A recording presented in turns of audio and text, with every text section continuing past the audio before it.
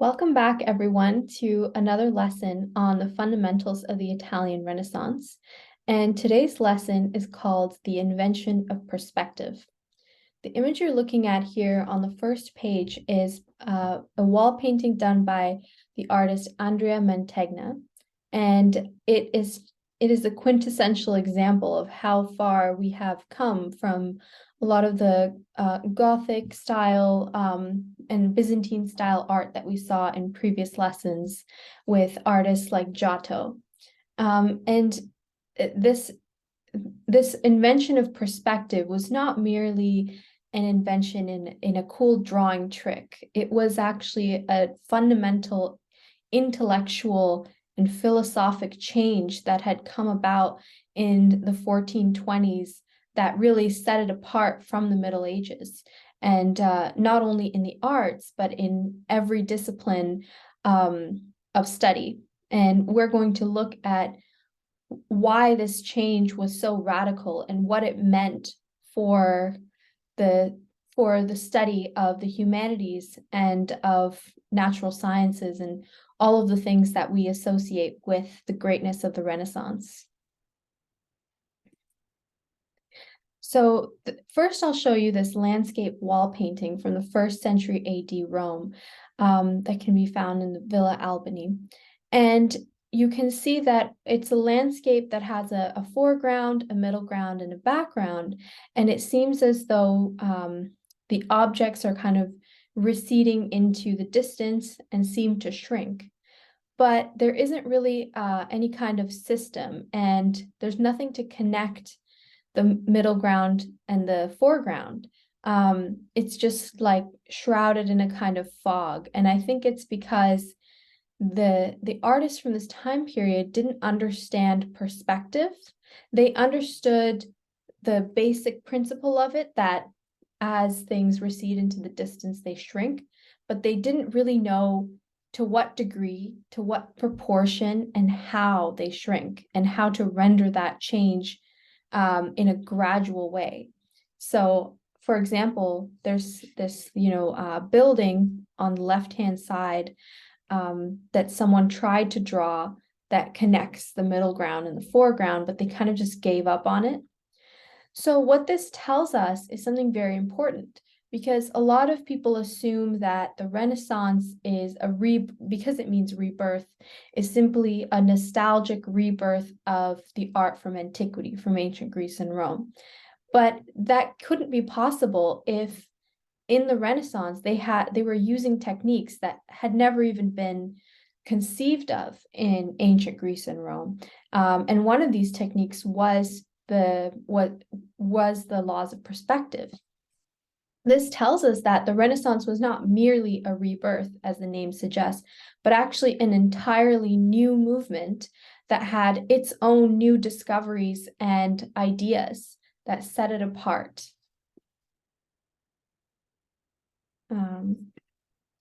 And this would have been the first time that the lay public would see the effects of perspective. This kind of wall painting by the artist Masaccio, who painted the Holy Trinity, the Virgin, St. John, and Donors, and it's a wall painting in Santa Maria Novella in Florence in 1427.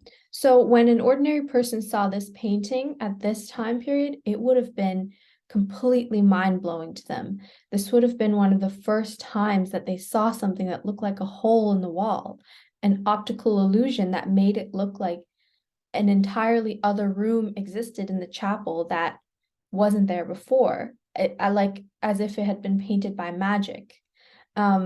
Because you'll remember when we looked at the other wall paintings, the Sienese ones and the murals done by Giotto, even though they had some three-dimensionality in them, in the way that the figures were rounded and shaded, they had some, recession into space with the thrones or the floor tiles, but they didn't create this full expression of, an entirely other room existing where it should be plain wall.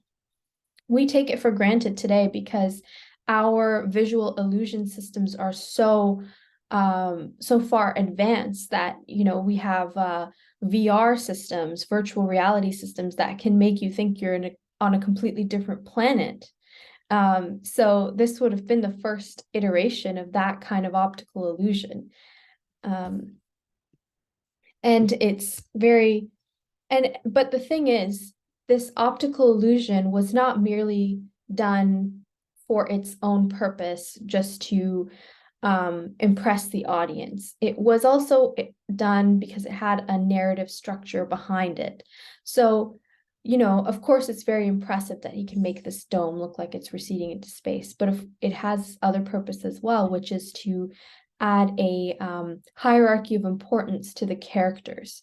So the characters that are most accessible to us, so most close to us in the illusion, are the ones that are least important from a religious standpoint.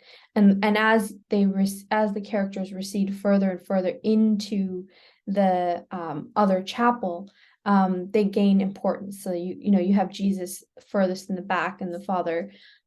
So this shows us how perspective can add to the creating a more compelling narrative or a more interesting storytelling technique, in a way that the other techniques couldn't accomplish.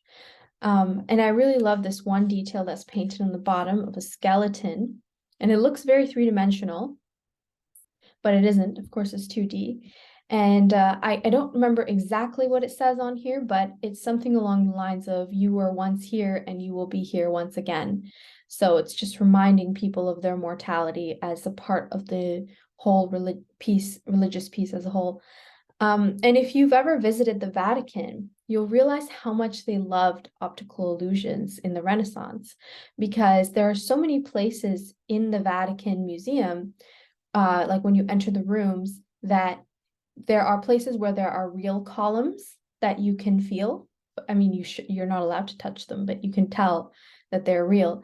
And there are other places where they are painted, and it always makes you take a step, or like reconsider what your eyes are seeing when you realize that, oh, well, that sculpture is real and that one is painted on a two-dimensional wall, or that ceiling is actually flat and that ceiling has is a dome for real, but that one has like a painted dome. So it's like your mind is completely played with these perspectives, and it's actually really fun when you realize what's going on. And I think human beings are very much similar today. We, as much as a Luddite as I am with video games and VR and all of these new technologies coming out, it's still a really fun thing for people to experience and play with this new technology, kind of like what perspective would have been for the artists of the Renaissance. This is a better version of the Andrea Mantegna picture that we saw in the title slide, and he lived between 1431 and 1506. And this wall painting is called St. James on the Way to His Execution, painted in 1455. It would have been found at one point in Padua, but it was heavily damaged by bombing during World War II. So unfortunately, we only have pictures of this left. And it's not just the perspective here that matters, it's the dramatization of the event itself. So because he's able to use perspective, he's able to add another dimension to this story, pun intended. For example, we're looking at this event as if we're on the ground, kneeling, just like St. James would have been. And we are in a very vulnerable position looking up at these scary Roman soldiers all around us. And it makes us empathize with the characters, with the character of St. James. And it also makes the grandeur of Rome that much more intimidating because we're looking up at it. And so its perspective is not just about accurately rendering reality, it's another tool that in the hands of an artist can be used for rhetorical techniques. in a composition. So just like how, learning a new vocabulary word, that you might think that the computer knows hundreds of thousands of words more than you because it's a computer and it can memorize them. But the computer can never compose a beautiful poem or a unique piece of creative writing using those words. Only you can do that as a human being. And this is similar to what we see with perspective, even though perspective is a material, mathematical, discovery of a certain set of laws of optics, and you can program these into a computer.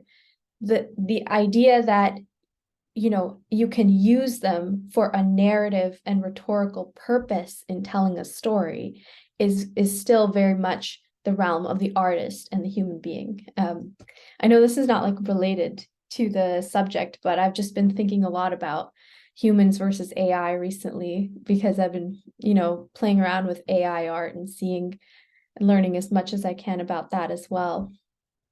And so that's why this wall painting is so interesting for me to look at, and I'm sure you you find many interesting aspects in it too, the longer that you look at it.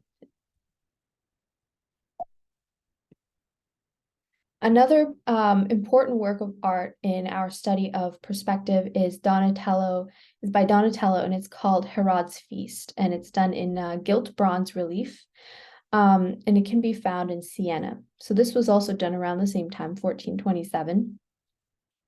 And what's interesting about this piece is not merely that, when you look in the background, he's also figured out how to make it look as though a 2D space contains three dimensions within it. But what's more interesting about this painting is how ugly it is. So it's depicting a moment when in the Bible, Salome asked, as a reward for her dance, she asked her father, King Herod, for St. John the Baptist's head on a plate. And this is a very gruesome and disgusting scene.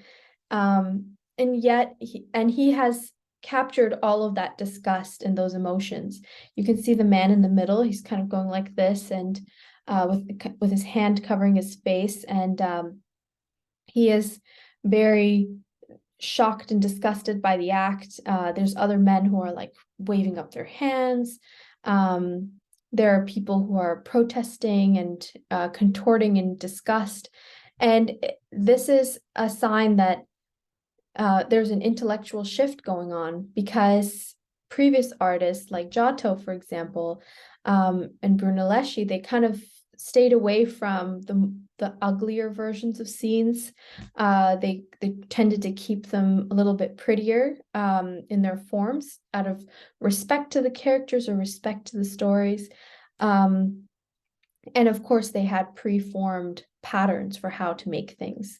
And this is a break from those preformed patterns. This is attempting to look at the same story in a completely new way. And this indicates to us that the artists were now moving away from the preset formula patterns for how to paint certain scenes and certain characters, like we saw the Byzantine icons of Mary and Jesus.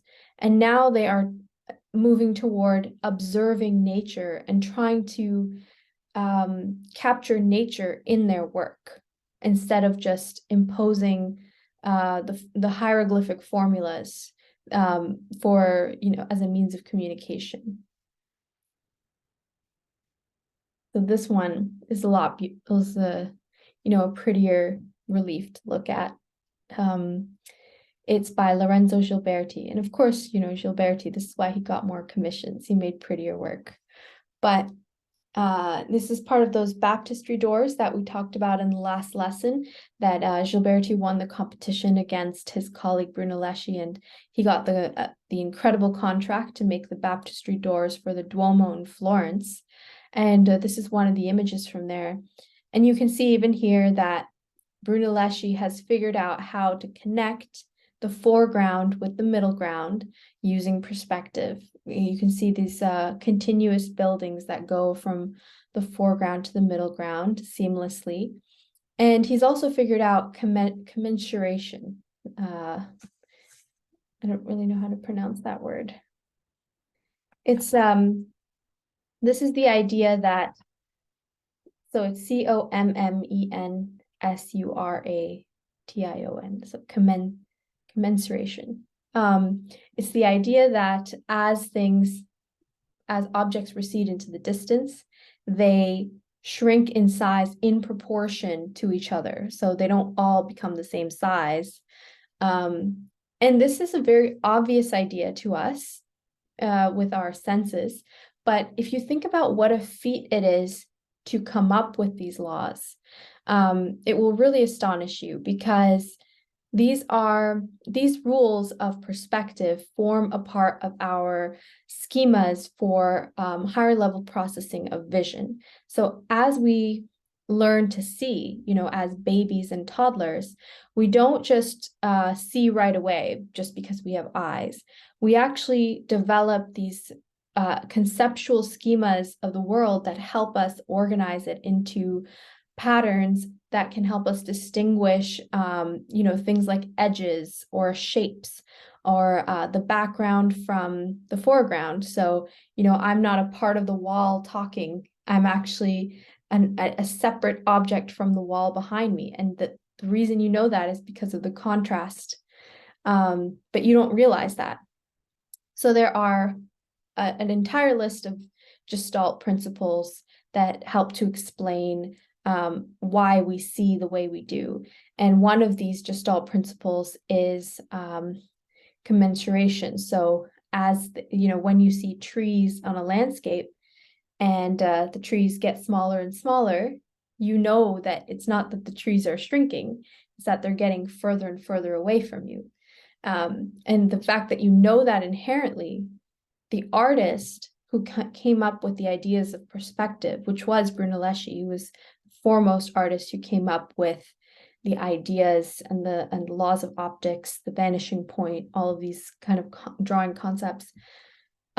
He would have had to observe what he saw in the world, think about what he's taking for granted, extract out that information, and then use it in his drawing. And if you've never seen it before, if you've never seen perspective being used properly in a two-dimensional space, it's actually a revolutionary act of intellect. I would put it up there with like inventing calculus, for example, because it's like, if you've actually never seen it before, it's really hard to come up with it on your own. And in fact, many cultures did not figure out the laws of perspective at this time period in history. It took a very long time, but then once you see it, it makes total sense. It's one of those things. So this is a really great quote by E.H. Gombrich. We can see clearly, in fact, that at that time, Donatello, like his friend Brunelleschi, had begun a system of study of Roman remains to help him bring about the rebirth of art. It is quite wrong, however, to imagine that this study of Greek and Roman art caused the rebirth or the Renaissance. Almost the opposite is true. The artists round Brunelleschi longed so passionately for a revival of art that they turned to nature, to science, and to the remains of antiquity to realize their new aims. And this is by famous art historian E.H. Gombrich. So what he's trying to say is that it's not that, a discovery of or a study of antiquity caused the Renaissance.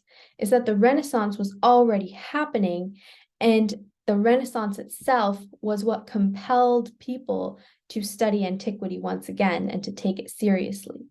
So E.H. Gombrich kind of puts his hypothesis is at odds with another art historian we've looked at, Bernard Berenson.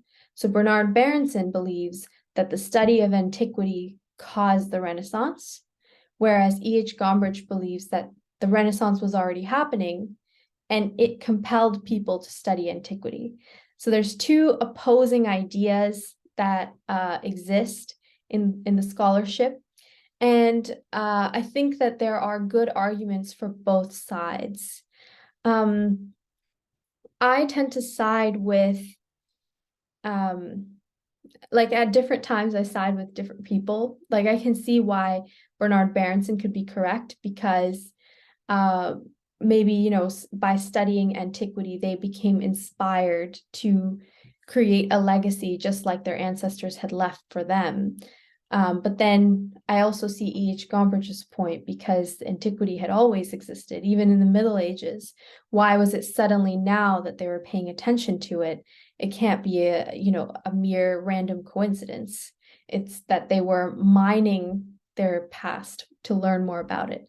In fact, if you ever visit Rome and you get to take a tour of the Colosseum, they'll teach you that, you know, a lot, you'll see that there's a bunch of holes in the building and a lot of pieces missing. So, of course, part of the Colosseum fell because of, you know, an earthquake or a natural disaster. But the reason that it fell, it shouldn't have fallen, is because over the you know, the time period between the fall of Rome and the Renaissance, you had people who lived in and around Rome and weren't really that aware of the history, or didn't really care about it. And they would constantly take pieces from these old ruins and use them in new buildings.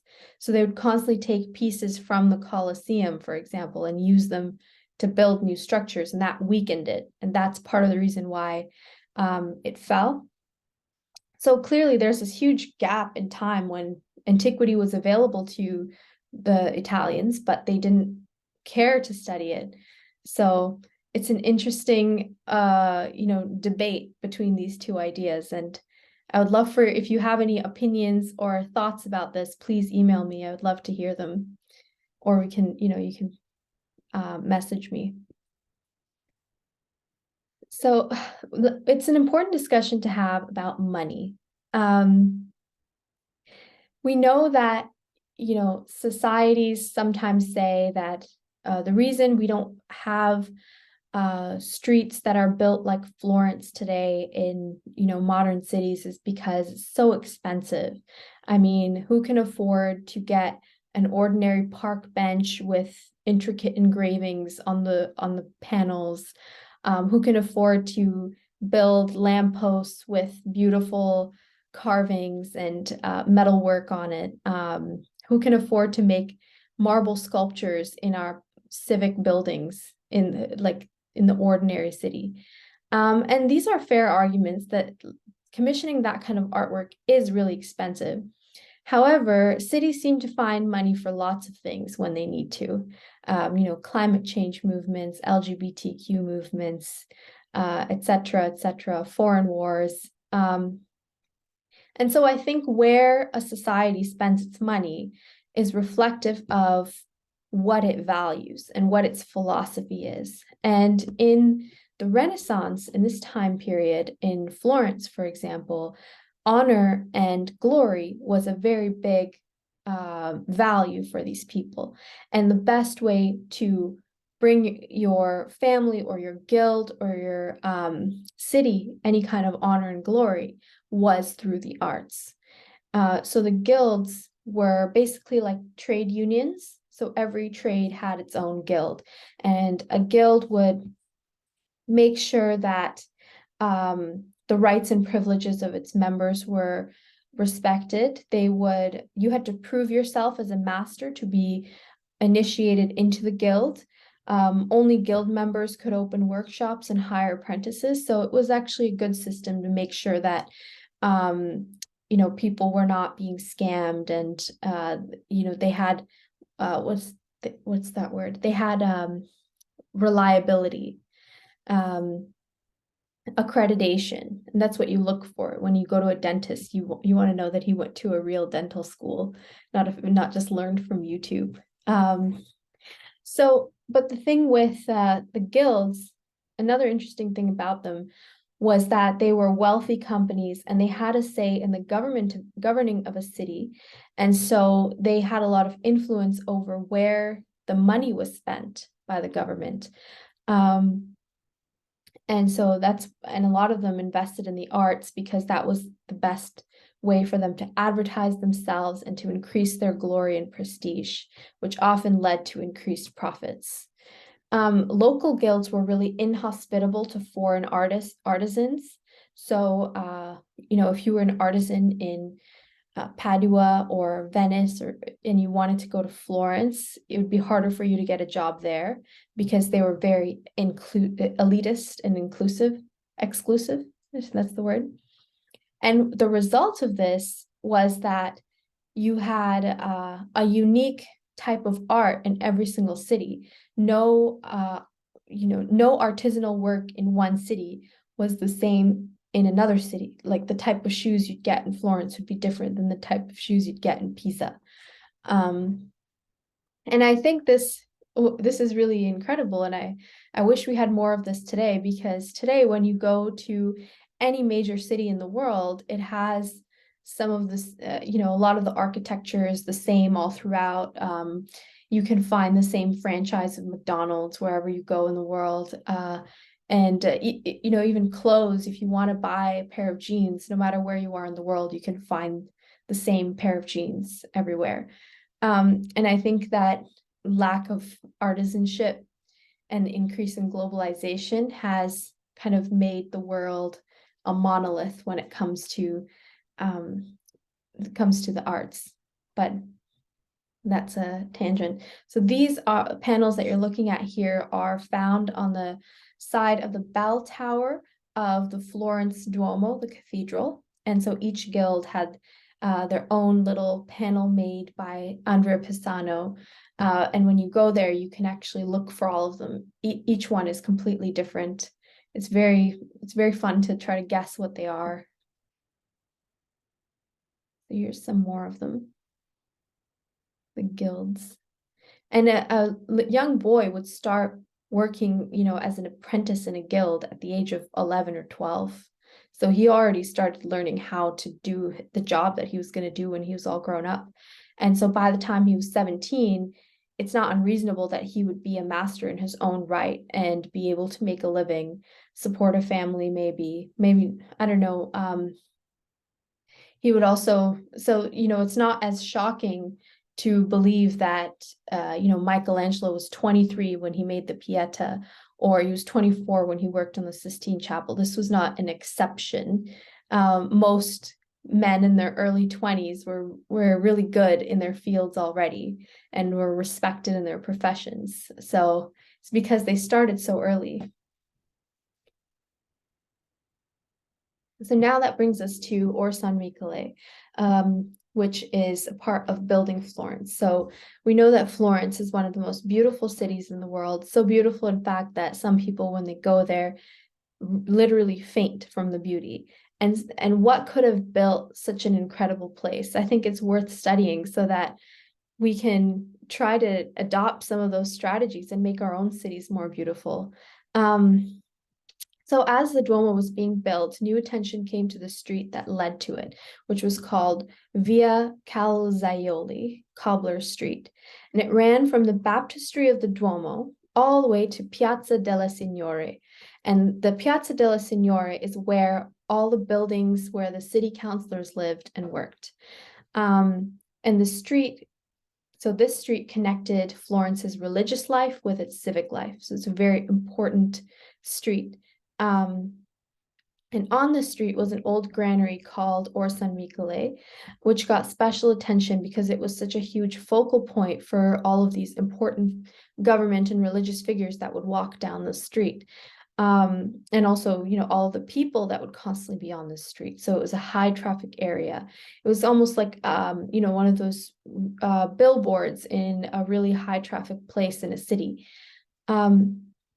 In 1339, the Silk Merchants Guild collaboratively funded the ornamentation of Orsanmichele, and all 12 guild members were invited to contribute. So it was a really big deal, because this meant that they would get glory, fame, attention. Their guild would make more money. It would have more prestige. And prestige was really the main reason the guild was there, because you could hire a cobbler from anywhere But if you're going to spend money on a cobbler and you don't know if he's from a respectable guild, you don't know if he's going to do a good job, or if he's going to steal your money, you didn't have all of these checks and balances in place. So the prestige of a guild is really important to it. And I remember once in a lesson, I said that now our public spaces are so full of advertisements rather than art. Well, I have to eat my words a little bit here, because this is kind of like an advertisement in a public space, but it's not completely like an advertisement, because at least it's something beautiful. It's a work of art. And I think if an advertisement is a work of art, I'm okay with it. I don't know about you. If it's like, an advertisement is the gorgeous marble sculpture, it's like, okay, that's fine. Let's look at our first one. This is done by Lorenzo Gilberti, and it's a sculpture of Saint John the Baptist made in 1410. This sculpture is 8 feet 4 inches tall, and it's done completely in bronze, which is extremely expensive. Thankfully, he made it hollow so that he could save money. But it makes sense why they would commission such an expensive sculpture. It's because it was commissioned by the Kalimala Guild, which is one of the richest guilds in the city. It was the traders of fine clothes and textiles. And, as Gilberti was making this, he kind of had to give a nod to the guild that funded him, because even though St. John the Baptist was a very humble and, a poor person, he was still, in the sculpture, he looks like he's dressed in the finest clothes that are like draped over him.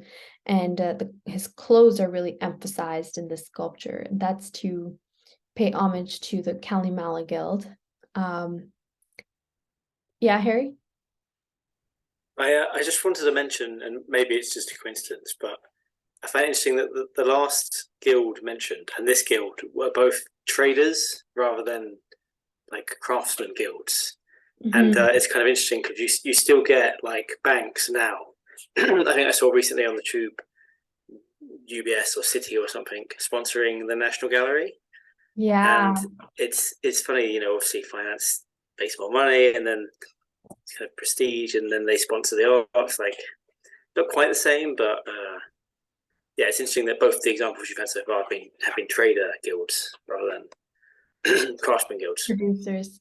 Yeah, and that's such a interesting like pattern in human nature. I think that people who make things tend to neglect the business aspect and making money part of the equation, whereas people who just trade, their mental energy, maybe it's not taken up so much by the creative process, and they can focus more on making money.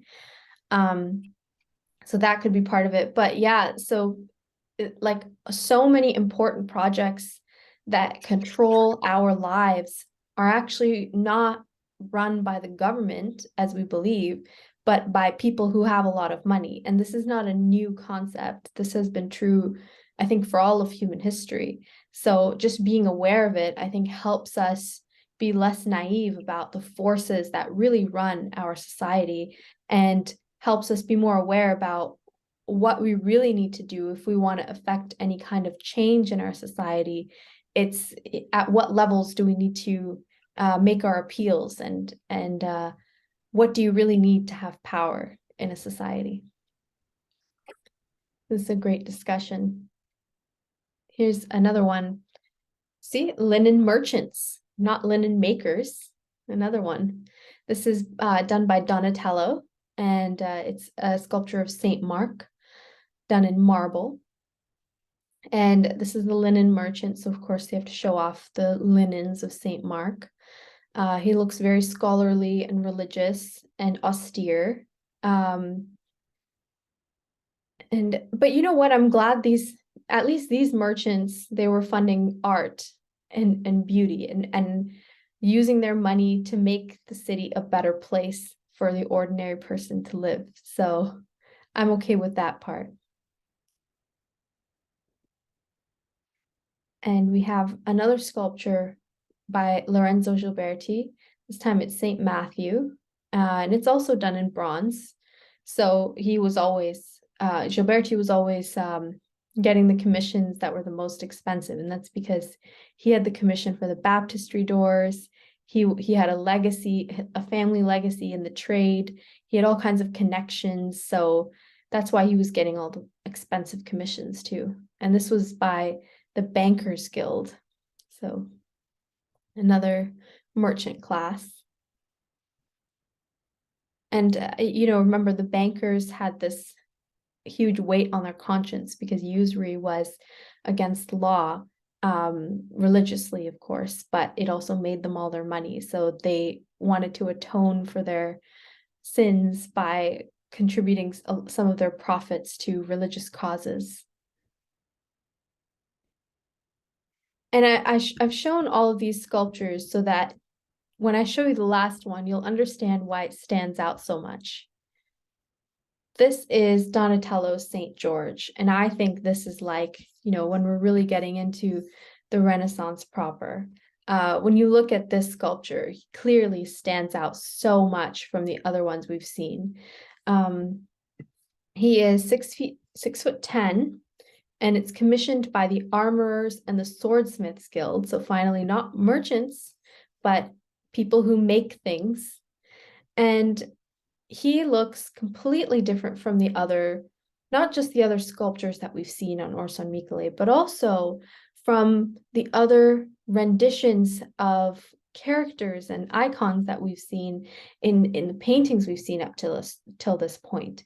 Because remember, when we talked about these characters in the past and how they were rendered, it was not that, each person was not depicted as an individual, but rather they were identified with their insignia or their clothing or their props, or they were in a particular pose that would give away their identity.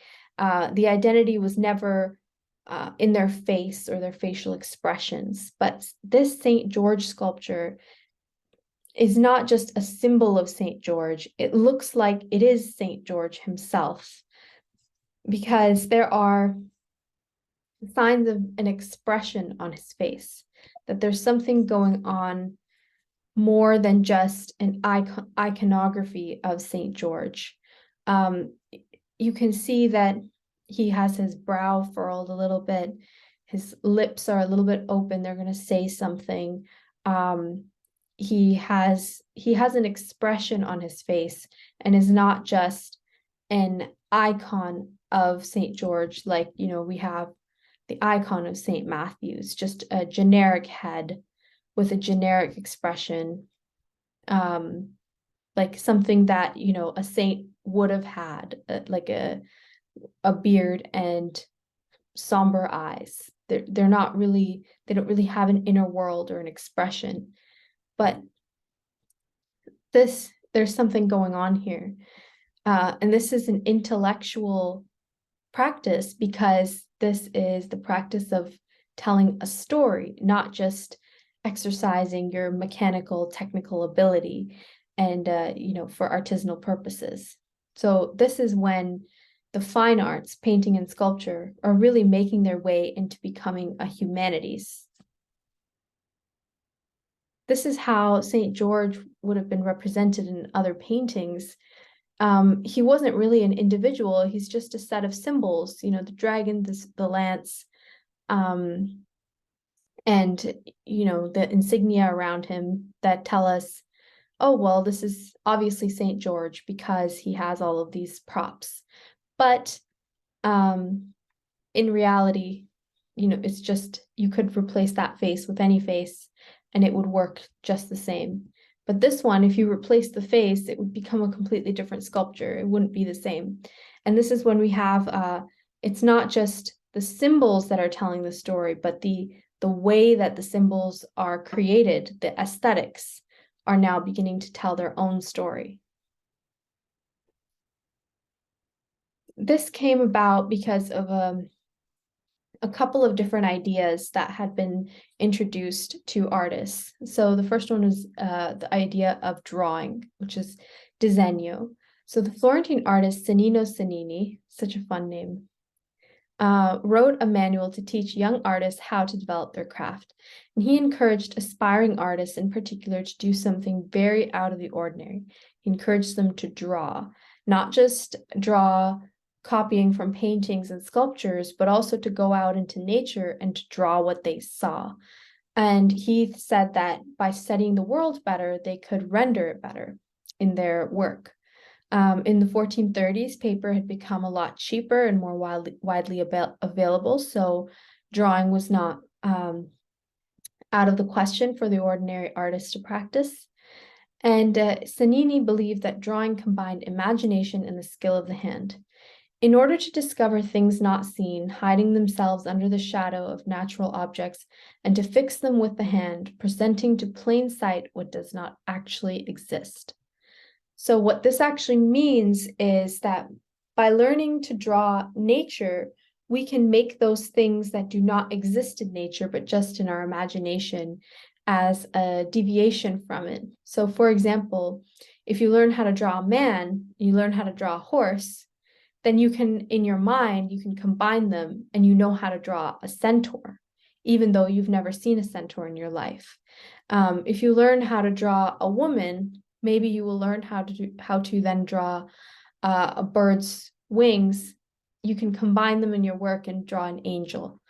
And this is what he meant by the study of nature and the intellect coming together in one craft. And this is the beginning of something called the Humanist movement, which was crucial to the Renaissance, because the first aspect of the Humanist movement is that the intellect is involved centrally in the fine arts. And the second aspect of the Humanist movement is that the observation of the natural world is central to the arts, and that the natural world is something objective and fixed that we can study, and not something that is constantly changing, or something that changes with each set of eyes that look at it. I mean, of course, that is true to some degree, but if you want to study, things like optics, things like perspective or human anatomy, you must, to some degree, accept that there is something fixed about these concepts that doesn't change from one set of eyes to another looking at them. And this idea was, something that permeated not just the arts, but the natural sciences as well. And as we delve into Leonardo da Vinci, we'll see what impacts these ideas had in a variety of different fields of study in this time period, not merely in the fine arts. And I think this is why the Renaissance was a place where genius was the rule and not the exception, because there were such powerful ideas that governed how people thought. This is a polyptych by Fra Angelico, deposition from the cross, painted in 1432 in Egtempera, and it's found in the Museum of San Marco in Florence. So you can see when you compare this altarpiece to some of the other ones we've seen by Giotto and artists before him like Cellini, you'll realize that it's like the characters in the scene actually exist in a three-dimensional space that you could imagine in the real world, and not just in an imaginary other realm that is just telling a symbolic story, kind of like those Sienese murals of the ideal government that we saw. Those characters were not really in any kind of real physical space. They were kind of symbolically organized around the mural to tell a particular message or story. But in this, we can see that the characters actually exist in a kind of landscape with buildings in the background diminishing in the distance, and trees and people are blocking each other. So, there's this idea that when one person is standing in front of the other, you don't draw the entire person. You can assume that the rest of the body is still there behind them. Seems very obvious to us, but to them it was very new. And it seems odd to us because it would be so obvious that a picture would look like this, but keep in mind that we have cameras and we have the privilege of looking at these, having looked at pictures like this for forever. But they would not have seen pictures like this all the time. They didn't have the internet, they didn't have art museums, they didn't have these drawings to look at. So they would have had to invent them anew and completely imagine a new way of looking at the world. And who knows how many more ways there are of looking at the world that we haven't considered simply because we have not seen them yet. So that's very exciting.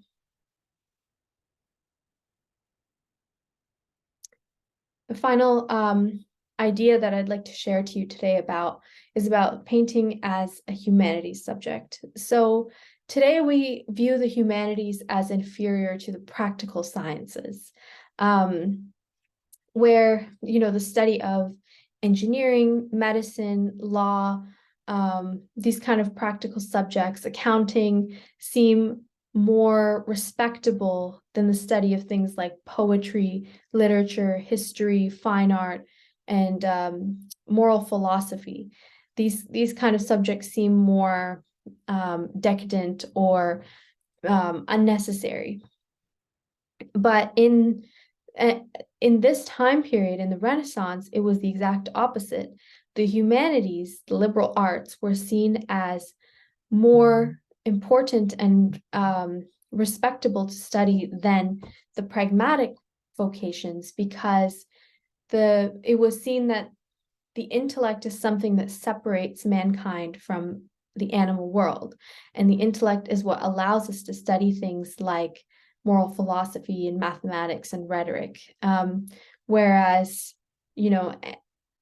the study of the vocations, like being a cobbler, being a blacksmith, these are all very practical things that you have to do to survive. And so those people who are not concerned with mere survival are the only ones who have the privilege to study things like rhetoric or moral philosophy. And so that's why they were held at a higher level in the hierarchy of vocations. So, but of course, they didn't accept the fine arts as a humanities discipline in this time period, because the fine arts were still seen as kind of an artisanal, practical vocation, like people painting altarpieces for a church or making sculptures for the side of a building. So they were similar to blacksmiths and cobblers. But Leon Battista Alberti was one Renaissance writer who was changing this idea drastically. In his treatise, he wrote a treatise called On Painting in 1434, where he compared painting to the study of language, mathematics, and history. So as we saw with some of the art pieces we looked at today, like the Mantegna painting, you can actually, the way that you use the techniques of creating fine arts, that itself might be a material, artisanal technique, but the way that it is used requires intellectual practice and requires imagination in a way that is similar to the humanities. Remember when we talked about rhetoric can be depicted in a painting based on how it's composed. So the interpretation and visual rhetoric involved in this endeavor sets painting apart from other artisanal pursuits. So it would be kind of like an in-between thing, that it belongs kind of in both spheres a little bit. But it's very interesting today that because of the advent of cameras, for example, and machines that can make sculptures for us, the fine arts and painting have become completely leisure activities that are put into the realm of the humanities, something that's done as a luxury rather than as a practical necessity for the world. And I think that's really changed how we view the importance of the fine arts, especially in the traditional medium. Whereas, something like designing video games or designing the visuals for websites, or the visuals for flyers and things like that. That's not seen as, fine art. That's seen as something that's beneath it because it's practical. And that's exactly how the humanities people in the Renaissance would have looked at sculptors like Gilberti. So it's interesting that we are still carrying these prejudices with us, that when people do things just for money, we seem to look down on it a little bit.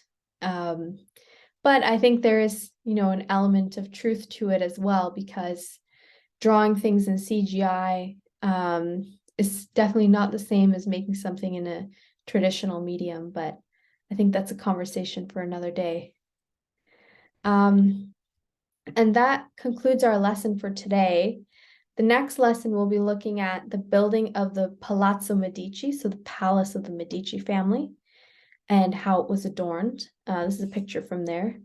We're going to be looking at civic versus sacred space with Rome and the Vatican and the establishment of St. Peter's Cathedral. And we're also going to be looking at the beginnings of Leonardo da Vinci. Oh my gosh, I'm glad it crashed right at the end this time. Yeah, anyway, I would love to hear your thoughts about what was the most interesting part of the lesson for you today, or the most interesting image that you saw.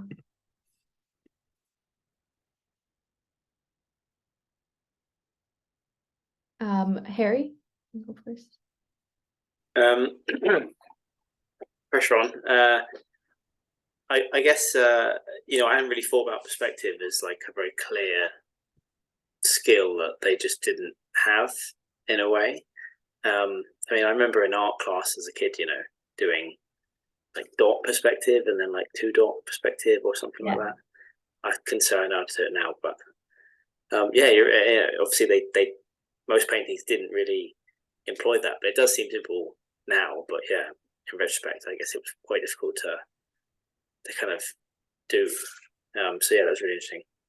Yeah, like once you've seen something, it's obvious, but then until you've seen it, it seems impossible. So it's like one of those things.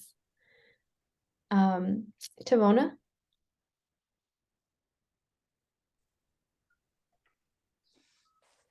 I'm not sure. I'm not sure actually. I think I like the Alexander the Great one. We didn't see any Alexander the Great today, but we did see St. George. Is this one you want? St. George the Great. I was mixing up. I really like, the way his face turns, his emotions in his face look like really captivating, very captivating, if I have to use any words. And you're right, like if you remove the head and add someone else's head or someone else's features or someone else's face, it looks very different. Like he picked the perfect features for the exact same structure, exact same body shape, and the details on his face, and it goes with it, right? And I also really like his eyes, especially how they're staring in the distance. It's very, very, very, like, again, captivating, but also very, very emotional. Like I see his eyes emotional. Usually Alexander the Great, like he looks a bit sad in his eyes, like disappointed. There's some kind of emotion.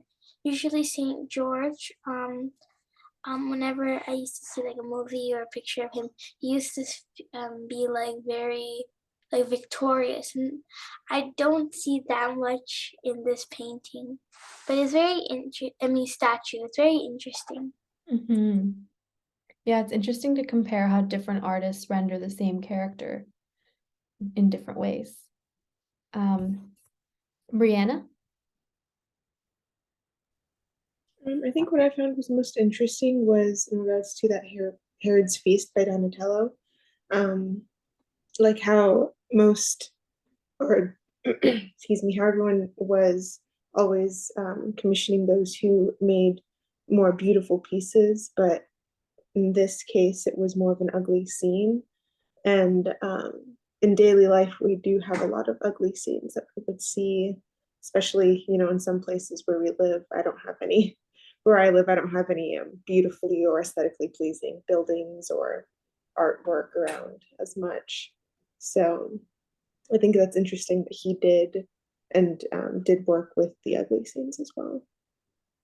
Yeah, there's a value to depicting the ugliness of reality as well. And I think an artist who really taught us this was Caravaggio, among many others. That's a great point. Rhett? I liked the idea that you introduced, that or the fact that they had local guilds, and this meant that each city had their own unique art. And it's interesting just comparing that today. I mean, you brought up globalization, and I was thinking, like, you were posing the question, how can we can return back to that? And I was like, well, do we promote exclusivity? Or, I mean, in our day and age, we have like forced egalitarianism and inclusivity, and it feels almost forced. I don't know, that's just another thought. Yeah, and there's this amazing contemporary thinker, Balaji Srinivasan. I'd encourage you to follow him on Twitter, and he often talks about how the borders that we drew around nation states in World War II are becoming less relevant today because people's closest networks are not necessarily in their geographic location anymore. They might be miles away in other countries, but those are the people that they're talking to. Those are the people they're giving business to and referring to each other. And they're the more genuine communities, even though they're not physically linked. And that's I think a really great, it's called The Network State, his essay on this. I think you'd enjoy that. It's very interesting. Paula?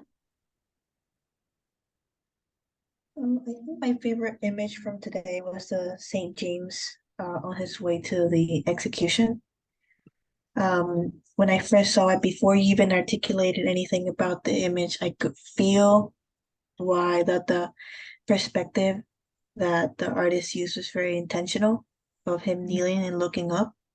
And when you said words and added like what does this exactly mean, and articulated through the words, like the painting gained profundity. And I compare it to just some paintings today, some modern art today, that I just look at them and I'm confused, and I need the article from the art critic saying this actually means whatever. Yeah. So the fact that I could look at this and have the feelings first, and then the words just kind of help me internalize it a little bit more and gain profundity, it's just very, very nice compared to what we have today. Oh, well, thank you for that. I'm trying my best. That's exactly what I aim to do. I think that, with great works of art, any ordinary person can look at it, and like you said, they understand that it's something important they're looking at. But what you can do with studying these works of art and getting an education about them is that you give yourself the vocabulary to understand why they're so valuable and important, and why they captivate you so much, Tavona's favorite word. Well, with that, I'd like to conclude the lesson. So thank you very much, and I hope to see you again next week. Very exciting. Bye. Thank you. Goodbye. Thanks. Thank you. Bye.